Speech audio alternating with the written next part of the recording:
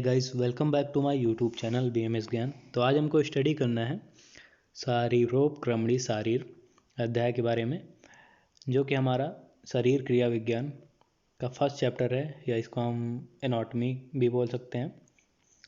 तो ये हमारे फर्स्ट ईयर का एक सब्जेक्ट है, तो उसका फर्स्ट चैप्टर आज हम शुरू करेंगे।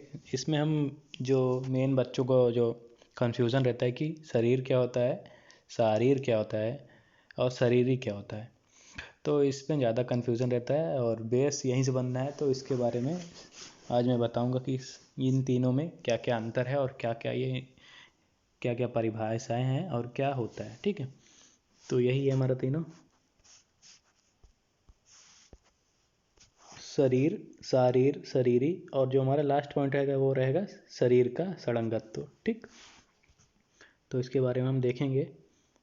तो चलिए शुरू करते हैं। सबसे पहले हम जानते हैं कि शारीरोपक्रमणि क्या होता है। जो ये है हमारा कि शारीरोपक्रमणि क्या होता है, या शरीर उपक्रम। ठीक है, चलो शारीर उपक्रम। तो शारीरोपक्रम अर्थात शरीर का उपक्रम, जिससे शरीर से संबंधित संपूर्ण ज्ञान का ग्रहण किया जाता है। शारीर उपक्रम मतलब जो बर्थ से लेके डेथ तक, मतलब जन्म से लेकर मृत्यु तक जो भी प्रक्रियाएं चलती हैं हमारे उस काल में, उस जीवन काल में, तो उसे हम शारीरोपक्रम कहेंगे। तो शरीर से संबंधित संपूर्ण ज्ञान का ग्रहण शारीरोपक्रम में किया जाता है या शारीरोपक्रम कहलाता है। तो गर्भ उत्पत्ति सामग्री से प्रारंभ कर गर्भ की वृद्धि, शरीर की उत्पत्ति, स्थिति, वृद्धि एवं क्षय संबंधी समस्त ज्ञान आयुर्वेद के प्रमुख उद्देश्य की सिद्ध हेतु। देखो ये यहाँ पे दिया है ना कि ये गर्भोत्पत्ति सामग्री से प्रारंभ कर गर्भ की वृद्धि, शरीर की उत्पत्ति एवं शरीर की स्थिति, वृद्धि मतलब शरीर का ग्रोथ, एवं क्षय जब शरीर मतलब बॉडी का रिटार्डेशन होता है, या जब हम बूढ़े होते हैं तब ये सब जितने भी ये पूरा ये प्रक्रिया है, या कह सकते हैं जीवन काल है, उससे जो रिलेटेड ज्ञान हमें बताया गया है उसे हम शरीर क्रम में इंक्लूड करते हैं। जैसा कि आप जानते हैं कि आयुर्वेद के दो मुख्य प्रयोजन कौन से हैं, तो वो है कि स्वास्थ्यरक्षणम आतुरस विकार प्रशमनम च। यह है चरक सूत्र स्थान अध्याय 30 का 26वां श्लोक, जिसका अर्थ है कि स्वस्थ व्यक्ति की स्वास्थ्य की रक्षा करनी चाहिए और आतुर मतलब रोगी के या व्याधि से पीड़ित मनुष्य के रोगों को शमन करना चाहिए, मतलब चिकित्सा के द्वारा उसका शमन करना चाहिए। तो ये हमारा आयुर्वेद का उद्देश्य है। इसी प्रकार सुश्रुत ने भी सूत्र स्थान अध्याय 1 के 22वें श्लोक में बताया कि एक खलु आयुर्वेद प्रयोजनम व्याधुपसृष्टानां व्याधि परिमोक्षा स्वास्थ्यस्व रक्षणश्च। ठीक, तो आयुर्वेद के प्रयोजन क्या है? व्याधिपसृष्टानां व्याधि परिमोक्षा, जो व्याधि उत्पन्न हो रही है उससे हमें मोक्ष दिलाना, उसको दूर करना, उसकी चिकित्सा करना और स्वास्थ्य की रक्षा करना, ये सुश्रुत ने बताया। ठीक, तो ये हमारा हो गया शारीरोपक्रम, मतलब शरीर का उपक्रम, जिससे शरीर के बारे में संपूर्ण ज्ञान हो, उसे हम शारीरोपक्रम कहते हैं। नेक्स्ट हम देखते हैं शरीर की व्याख्या। अब हमारा मेन पॉइंट आता है शरीर, जिसके बारे में आज की वीडियो है, शरीर के बारे में, शारीर और शरीरी के बारे में। तो सबसे पहले हम शरीर के बारे में देखते हैं, शरीर क्या है। तो शरीर को काय, देह, काया आदि संज्ञाओं से भी जाना जाता है। अभी आप ये मत परेशान होइएगा कि काय क्या है, देह क्या है, या क्या है। सिर्फ आप ये समझिए कि ये शरीर के सिर्फ एक पर्याय हैं, मतलब साइनोनिम्स है। ठीक, काय, देह, काया। चिकित्सा विज्ञान की दृष्टिकोण से आत्मायुक्त चेतन शरीर के साथ ही मृत शरीर का भी विशेष महत्व होता है। मतलब चिकित्सा विज्ञान की दृष्टिकोण से जो हमारा ट्रीटमेंट पॉइंट ऑफ व्यू है, उससे जो आत्मायुक्त चेतन शरीर है और जो मृत शरीर है, उसका इन दोनों का ही विशेष महत्व है। ठीक है, तो चिकित्सा की दृष्टि से दोनों का महत्व है। इसमें ये नहीं बताएगी कि सिर्फ आत्मायुक्त चेतन शरीर बहुत महत्वपूर्ण है, मृत शरीर नहीं महत्वपूर्ण। यहाँ पे चिकित्सा की दृष्टि पे हम दोनों को ही महत्वपूर्ण मानते हैं, चाहे वो डेथ हो या चाहे लिविंग बीइंग हो। ठीक, चेतना युक्त शरीर रस आदि धातुओं, आशयों, अंग प्रत्यंगों आदि से पूर्ण होकर प्राणों को धारण करता है। तो जो चेतना युक्त शरीर है, मतलब चेतना युक्त मतलब आत्मा युक्त, जो कि लिविंग है, ठीक है, वो रस आदि धातुएं। तो ये आप आगे पढ़ेंगे कि धातुएं जो होती है वो हमारी 7 होती हैं, 7 धातुएं होती हैं।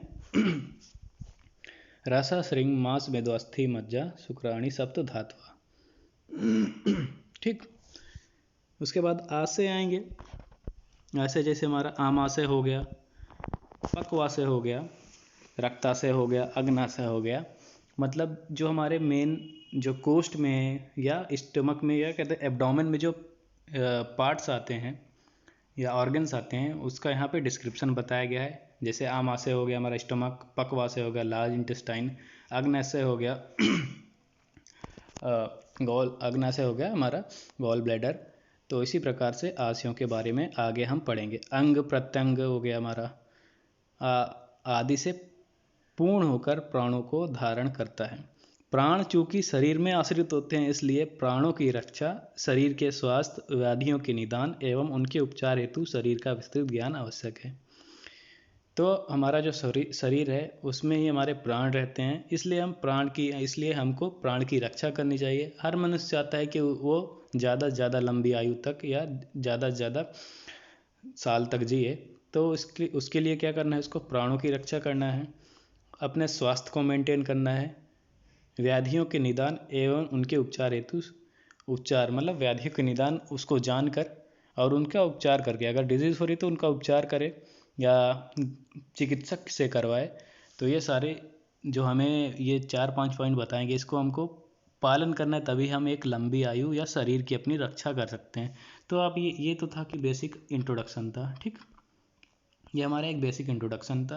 अभी हम मेन शरीर पे नहीं आए कि शरीर होता क्या है, डिफिनीशन क्या है उसकी। तो देखो, शरीर शब्द की व्युत्पत्ति हम देखेंगे कि श्री हिंसायाम धातु से इरन प्रत्यय करने पर शरीर शब्द बनता है। शरीर शब्द श्री धातु से बनता है, इससे श्रेयंते अर्थात आश्रय अर्थ का ग्रहण किया जाता है। ठीक है, तो ये व्युत्पत्ति में हमारा जो होता है कि किससे व्युत्पत्ति हुई है, मतलब किससे उत्पन्न हुआ है, कौन से शब्द से मिलकर शरीर। तो श्री हिंसायाम धातु है और हिरन प्रत्यय, इससे मिलकर शरीर शब्द बनेगा। शरीर शब्द श्री धातु से बनता है, इससे श्रेयंते अर्थात आश्रय शब्द अर्थ का ग्रहण किया जाता है। ठीक, दूसरा हमारा सीर्यते इति शरीरम। आपको ये मेनली ध्यान में रहेगा और आपको ध्यान में यही रखना है, सीर्यते इति शरीरम। इसके बाद आप हिंदी लिखेंगे कि अर्थात विभिन्न अग्नियों द्वारा पाक होने के कारण तथा काल स्वभावश जिसका निरंतर क्षरण या नाश होता रहे, उसे शरीर कहते हैं। ठीक है, तो ये एक सबसे पहला शरीर का एक छोटा सा डिफिनीशन आ गया कि सीर्यते इति शरीरम, अर्थात विभिन्न अग्नियों द्वारा। तो अभी अग्नि आप आगे पढ़ेंगे कि अग्नि कितनी होती हैं। अभी मैं बता दे रहा हूँ कुछ अग्नि, जैसे जठराग्नि हो गया, धात्वाग्नि हो गया, ये सारे हमारी अग्नियाँ होती हैं जो विभिन्न अवस्थाओं में विभिन्न स्टेजेस पे काम आती हैं शरीर में। ठीक है, तो विभिन्न अग्नियों द्वारा पाक होने के कारण तथा काल स्वभावश जिसका निरंतर क्षरण मतलब नाश होता रहे, उसे शरीर कहते हैं। हमारी धातुओं का प्रतिक्षण क्षरण मतलब डीजनरेशन होता रहता है। आधुनिक मत अनुसार शरीर की उपचय क्रियाओं मतलब कैटाबॉलिक प्रोसेस से भी हम उपरोक्त सिद्धांत की पुष्टि होती है। तो जो हमारा शरीर में, हम जानते हैं कि हमारे शरीर में मेटाबॉलिज्म होता रहता है, एनाबॉलिज्म होता रहता है या कैटाबॉलिज्म होता रहता है। ठीक है, तो मेटाबॉलिज्म होता रहता है, इसलिए हमारा जो शरीर है उसका प्रतिक्षण मतलब हर एक पल में नाश होता रहता है या क्षरण होता रहता है। तो एक छोटा सा डिफिनेशन आ गया कि विभिन्न अग्नियों द्वारा पाक होने के कारण तथा काल स्वभावश जिसका निरंतर क्षरण होता है, उसे शरीर कहते हैं। नेक्स्ट हम देखते हैं शरीर के पर्याय। तो देह जो आया था सबसे पहले उसमें इंट्रोडक्शन में शरीर के, तो क्या है देह। देह धातु से घय प्रत्यय करने पर देह शब्द की व्युत्पत्ति होती है जिससे वृद्धि अथवा विकास का अर्थ ग्रहण होता है। तो देह शब्द क्या है हमारा? देह शब्द से क्या मीनिंग मिल रही है हमको कि देह शब्द वो है जिससे वृद्धि अथवा विकास का अर्थ ग्रहण किया जा सकता है। नेक्स्ट हमारा काय हम देखे थे कि काय शब्द के अग्निवाचक होने के कारण इससे क्षय एवं वृद्धि दोनों क्रियाओं का ग्रहण होता है। तो क्षय एवं वृद्धि, क्षय हम जानते हैं कि कैटाबॉलिक प्रोसेस में होता है और वृद्धि हम जानते हैं कि एनाबॉलिक प्रोसेस में होता है। ठीक, तो ये हमारा हो गया काय शब्द। चीयते अस्मिन् अस्थि आदिकम इति काया। ठीक है, नेक्स्ट ले देते हैं शरीर की परिभाषा। तो ये आपको ध्यान में रखना है फर्स्ट ईयर के पॉइंट ऑफ व्यू से, एग्जाम के पॉइंट ऑफ व्यू से चरक का जो ये श्लोक है वो आपको एकदम टिप ऑफ द टंग होना चाहिए। ये श्लोक तत्र शरीरम नाम चेतना अधिष्ठान भूतम पंच महाभूत विकार समुदायात्मकम संयोग वाही। तो ये कहाँ से लिया गया है? तो आपको ऐसे इसको पढ़ना है कि ये जो चरक, चा से चरक, सा से शारीर स्थान, ये जो पहला होता है ये अध्याय के लिए और दूसरा जो होता है वो श्लोक नंबर के लिए। तो चरक शारीर स्थान 6वें अध्याय का 4था श्लोक है। ठीक, ऐसे आपको पढ़ना है। तो ये श्लोक आपको एकदम इम्पोर्टेंट ध्यान में रखना है चरक का। तत्र शरीरम नाम चेतना अधिष्ठान भूतम पंच महाभूत विकार समुदायात्मकम संयोग वाही। अब इसका अर्थ देखिए कि ये क्या बोलता है, मतलब इस श्लोक का अर्थ क्या है, मीनिंग क्या है। तत्र शरीरम, वह शरीर है या वह शरीर कहलाएगा जिसमें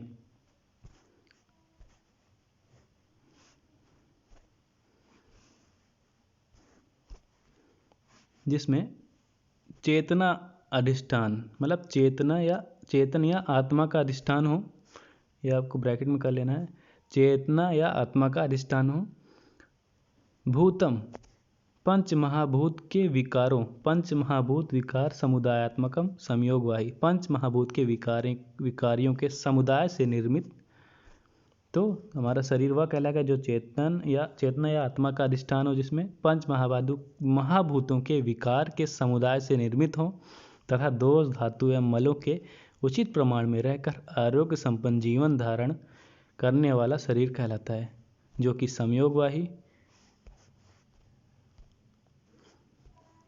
संयोगवाही अर्थात दोष धातु या मलों की साम्यावस्था में विद्यमानता रहती है। तो क्या है कि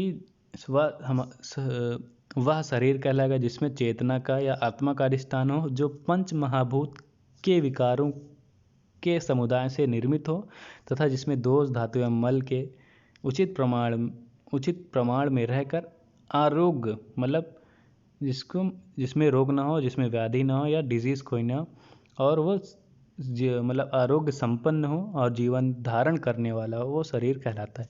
तो ये आपके लिए ये इतना ध्यान में रखना है कि चेतना का अधिष्ठान हो, पंच महाभूतों के विकार के समुदाय से निर्मित हो, दोष धातु एवं मलों के चित प्राण में रहकर आरोग्य जीवन संपन्न हो, उसे शरीर कहते हैं। और ये शरीर क्या होता है? संयोगवाही होता है, अर्थात दोष धातु एवं मलों की साम अवस्था में विद्यमानता होती है इसमें। तो ये हो गया हमारा शरीर का परिभाषा चरक अनुसार।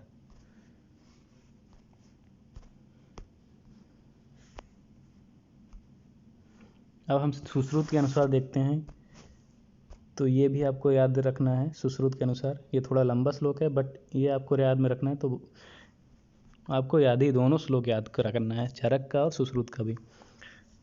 बट अगर ये आपको ये पूछा जाए फिजियोलॉजी में, मतलब क्रिया शरीर में, तो आप चरक वाला लिखेंगे तत्र शरीरम नाम चेतनाधिष्ठान भूतम पंच महाभूत विकार समुदायात्मक संयोग वाही। ठीक, अगर आप एनाटॉमी में पूछा जाता है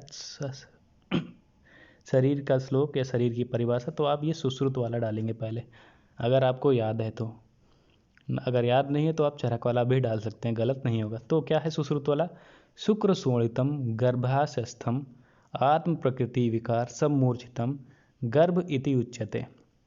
तो सुश्रुत ने क्या है, सबसे पहले गर्भ का डिफिनीशन बताया है कि गर्भाशय में स्थित आत्मा, गर्भाशयस्थ आत्मा में प्रकृति, गर्भाशय में स्थित आत्मा प्रकृति विकारों से युक्त, मतलब विकार सम्मूर्छितम, विकारों से युक्त शुक्र और शोणित को गर्भ कहते हैं।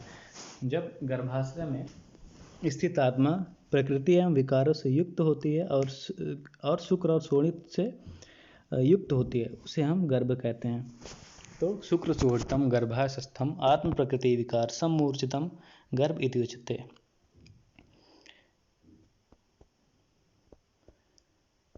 तो गर्भाशय में स्थित आत्मा प्रकृति एवं विकारों से युक्त शुक्र और शोणित को गर्भ कहते हैं।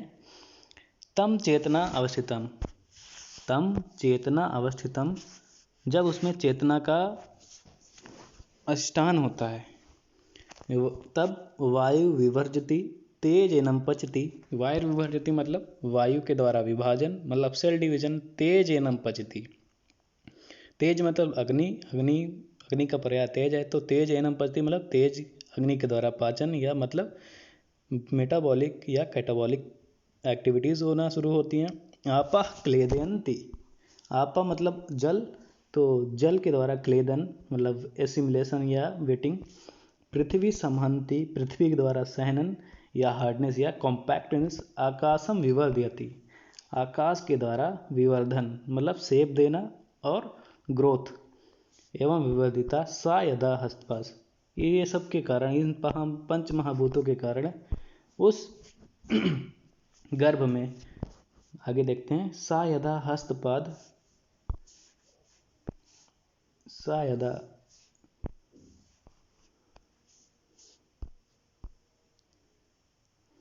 हस्तपाद जिह्वा घ्राण कर्ण नितम आदि भिरंगय रूपय तस्तदा शरीरम इति संज्ञा लप्ते।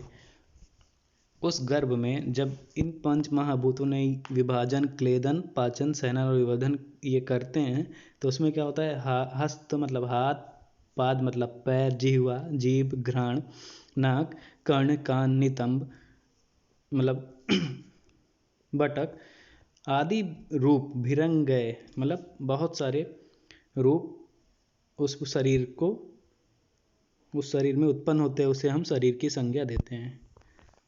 ठीक, तो देखिए कार्य करते हैं। इस प्रकार प्रवर्धित गर्भ जब हाथ, पैर, जीभ, घ्राण, कर्ण, नितंब आदि अंगों से युक्त होता है तब उसे शरीर की संज्ञा प्राप्त होती है। दूसरा एक छोटा सा और श्लोक दिया है सुश्रुत ने, दोष धातु मल मूलम ही शरीरम, दोष धातु मल मूलम ही शरीरम। पंच महाभूतों से निर्मित तीनों दोष, वात पित्त कफ, 7 धातुएं रस रक्त मांस मेद अस्थि मज्जा शुक्र एवं 3 मल क्या है, स्वेद मूत्र और पुरुष शरीर के मूल घटक होते हैं, जिन्हें प्राकृत अवस्था में शरीर को धारण करने के कारण शरीर कहते हैं। तो आपको ये 3 पॉइंट्स जो बताया गया, पहला है कि चाणक्य के द्वारा जो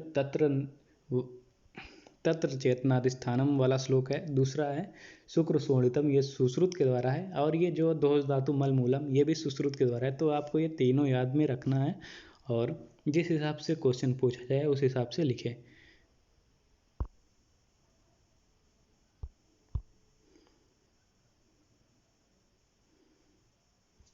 भाव प्रकाश ने भी बताया है। तो ये श्लोक दिया गया है कि गर्भाशय में एकत्र शुक्र एवं आत्मा जब प्रकृति और 16 विकारों से युक्त होता है तब उसे गर्भ कहते हैं। काल मतलब समय के साथ वर्धित वृद्धि प्राप्त कर गर्भ जब अंग और प्रत्यंगों से युक्त हो जाता है तब उसे ज्ञानी लोग शरीर कहते हैं। तो सुश्रुत ने भी जैसे बताया वैसे इन्होंने भी बताया कि जब गर्भाशय में शुक्र और शोणित की जब प्रकृति और 16 विकार से युक्त हो जाते हैं तब उसे गर्भ कहते हैं। और काल मतलब समय के साथ वे वृद्धि को प्राप्त कर, मतलब वो गर्भ वृद्धि को प्राप्त कर जब अंग और प्रत्यंगों से युक्त हो जाता है तो ज्ञानी लोग उसे शरीर कहते हैं। ठीक,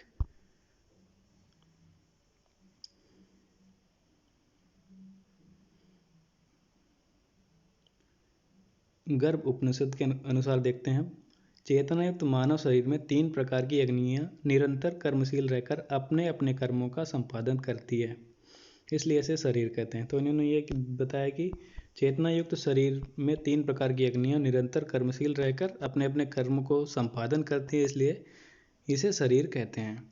ज्ञान अग्नि पहले है इन्हें कि शरीर में शुभ अशुभ आदि कर्मों का संपादन ज्ञान अग्नि के द्वारा होता है। दर्शन अग्नि के मतलब यह अग्नि देखने मतलब दर्शन का कर्म करती है, इसे आलोचक पित्त भी कहते हैं। आलोचक पित्त जो है हमारा पित्त का भेद है। कोष्ठ अग्नि देखते हैं, शरीर में ग्रहण किए हुए सभी अन्नों, सभी प्रकार के अन्न मतलब असित पीत लेह चोष्य आदि का पाचन करने का कर्म जठराग्नि कोष्ठाग्नि के द्वारा संपादित होता है। तो ये अग्नि के बारे में बताया है कि जब जो मेटाबॉलिक और कैटाबॉलिक प्रोसेस होती रहती है शरीर में, और इसी के द्वारा सभी कर्मों का संपादन होता रहता है शरीर में, इसलिए इसे हम शरीर कहते हैं। और उन्होंने गर्भ उपनिषद के अकॉर्डिंग इन्होंने अग्नि के बारे में बता दिया। तो आपको मेनली जो ये पहला ये चरक वाला, सुश्रुत वाला, और ये छोटा सा जो है ये, आपको ये तीन ध्यान में रखना है। बाकी आप ना ध्यान में रखें तो तब भी कोई दिक्कत नहीं है, आपका काम हो जाएगा। ठीक है, तो अब नेक्स्ट वीडियो में हम देखेंगे शारीर की व्याख्या, ठीक है, और शारीरिक की व्याख्या। तो मिलते हैं नेक्स्ट वीडियो में, तब तक बने रहिए हमारे चैनल के साथ। लाइक कमेंट और सब्सक्राइब करना मत भूलिए। कोई भी डाउट हो तो कमेंट में अपना क्वेश्चन डाल लीजिए। तो मिलते हैं नेक्स्ट वीडियो में, तब तक के लिए धन्यवाद।